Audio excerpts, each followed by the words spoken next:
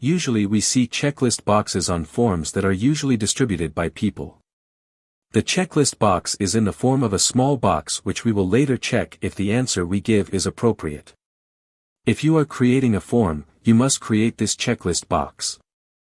To make a checklist box, it's very easy, friends, read this tutorial to the end to find out how.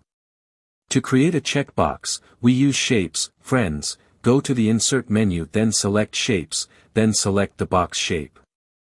Friends, make a rectangular box with a size adjusted to the height of the writing on the side.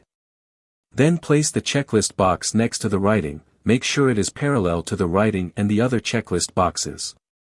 To make it easier or faster to make other checklist boxes, friends, you can copy and paste the first checklist box we made. If you want to edit the checklist box that we created, you can edit it in the Format menu.